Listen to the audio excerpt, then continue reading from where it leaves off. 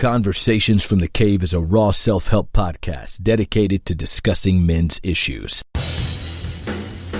From pornography to parenting, from religion to real life, from learning to loving. We discuss the real issues that affect real men every day. Join us each week for powerful, revealing Conversations from the Cave. Now your host, Kurt Kennedy. This is Conversations from the Cave, and I am your host, Kurt Kennedy.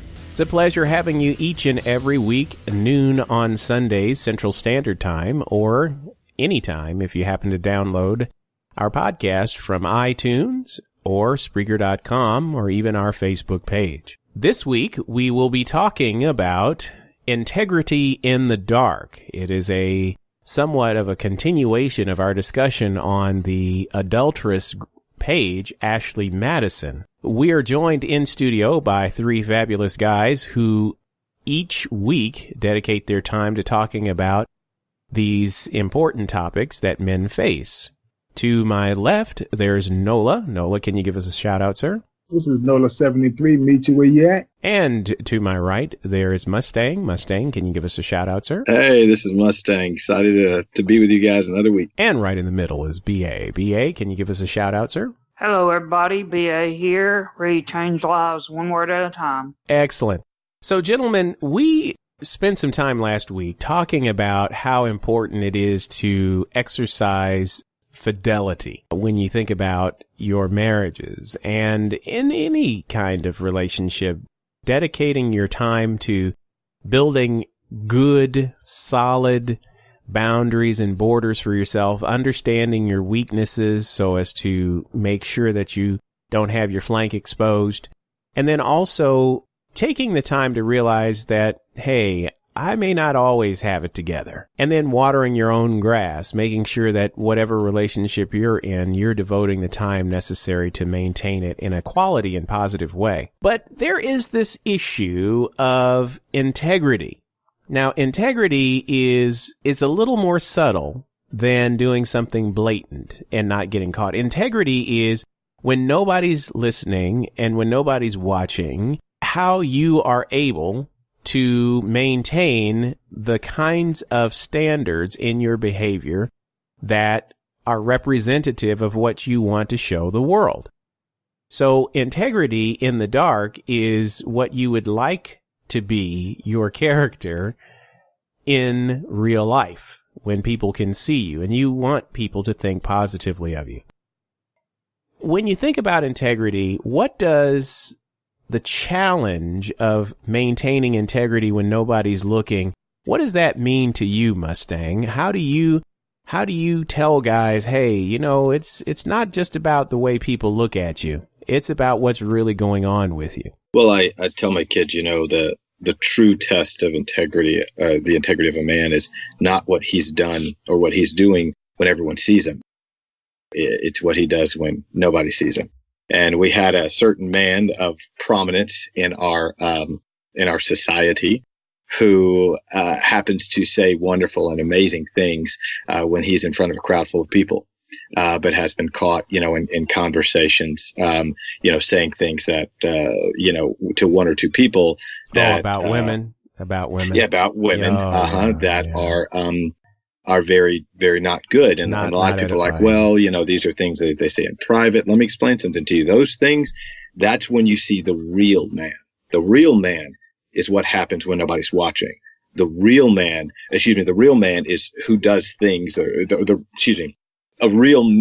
you'll see who the real person is when you hear their conversations when they think no one else is listening. Right. So, That's you know, true. The person that gets in front of the pulpit and speaks to everybody, or the person that gets in front of crowds and speaks to everybody, or the person that gets in front of their, you know, their coworkers or their boss and speaks to everybody, that's one thing. But, you know, when the boss is out of the room, their crowds are out of the room, and all of a sudden they're whispering behind closed doors, you know, and they're confronted with real situations and real temptations, that person is then revealed. The true character of that man or woman is then revealed.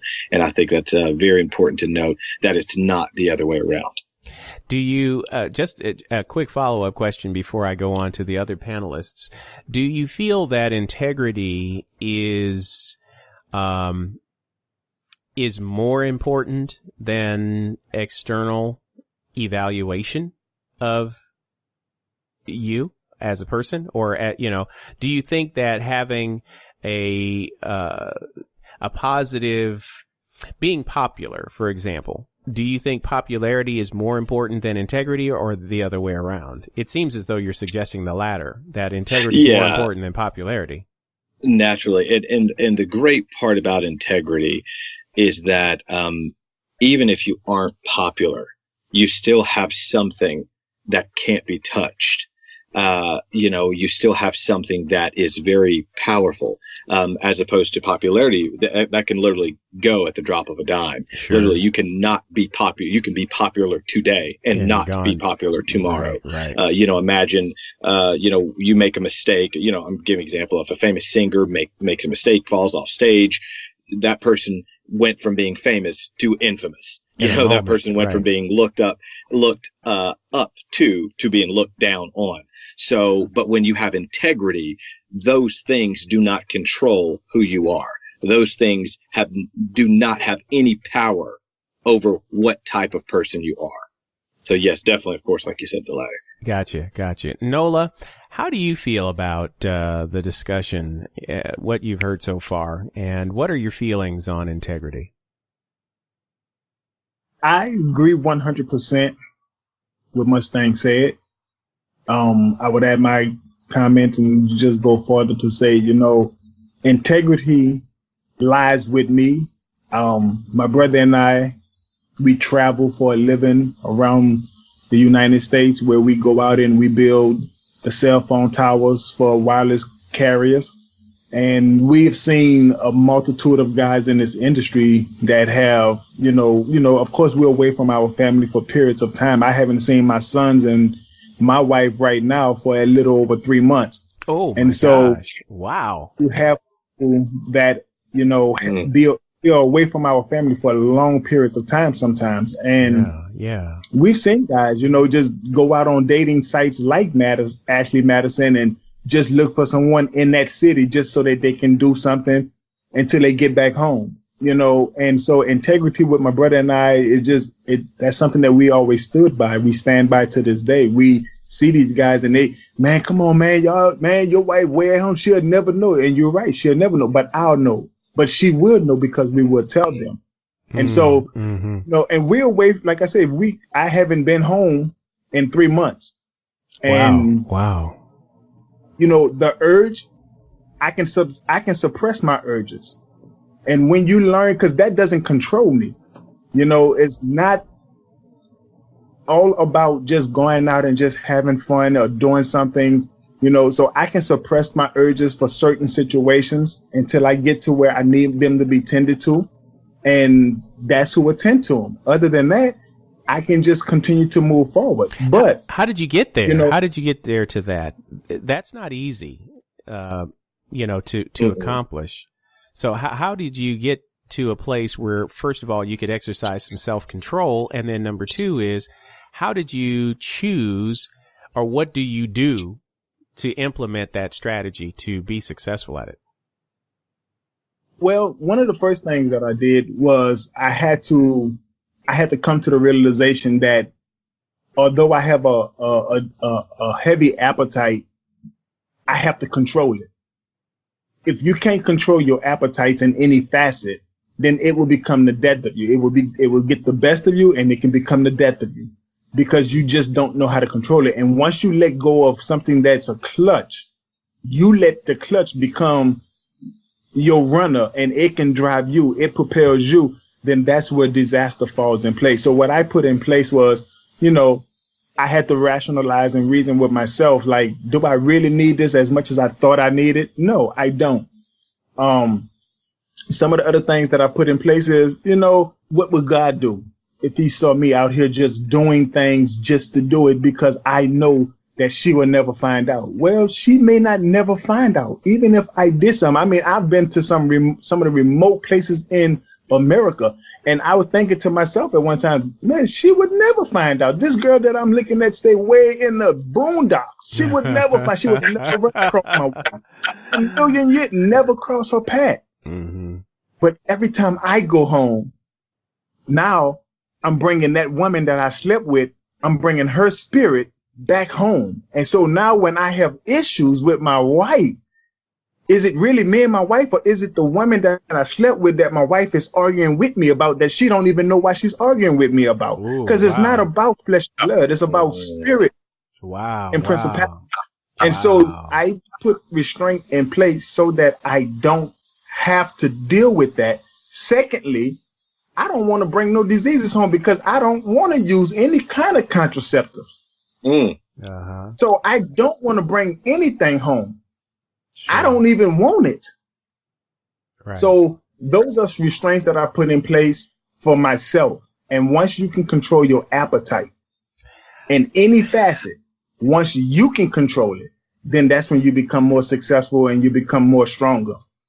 Now, let me play again devil's advocate before I reference BA here. But let's just say now, I'm Joe, I'm Joe, normal guy. And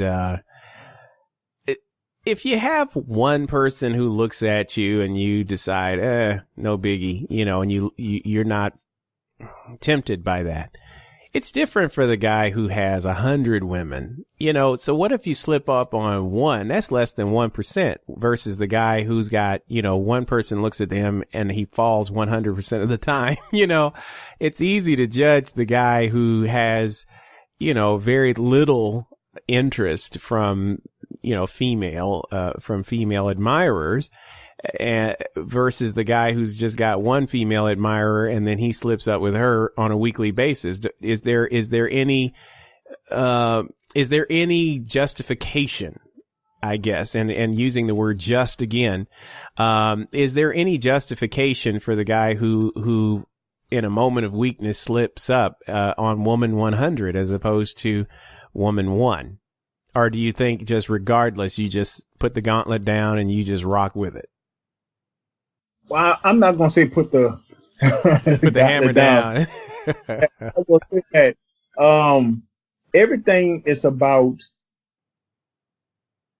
what a person feels inside. How do you feel about yourself? And do you care about yourself enough to say, you know what? I'm not going to allow this woman to just take my specimen and throw it away. Hear what I'm saying. Sure. I'm not going to allow this woman to take my specimen and just throw it away. She can care less about it. Yes, I do want to please my flesh, but my dignity is, do I let another body take my specimen that I use to procreate and just toss it away just for a one night or a consistent on and on situation when I'm not planning on marrying that individual? Deep point. And so now what you're doing is you're just you're using a woman to take out your trash because you're saying my semen is just garbage. That's a very unique perspective. I don't think I've ever heard that. It and let her throw it away. That's a very unique perspective. I don't think I've heard anybody ever come up with that vantage point. Before we bring Mustang back into the discussion, we haven't heard from you as yet, BA. BA, do you have some thoughts on integrity in the dark? True men of integrity, they don't care about the things being shown or seen. They're living a life of character, of attitude, of continuation. So they're not damaging their integrity. So even though it could be an idea of in the dark, they're standing there and they're doing the right thing and not making it public and not doing these crazy things. Because sometimes you end up with a lot of people. Hold up. I'm not understanding you. I just, you started into a discussion which is very unclear to me.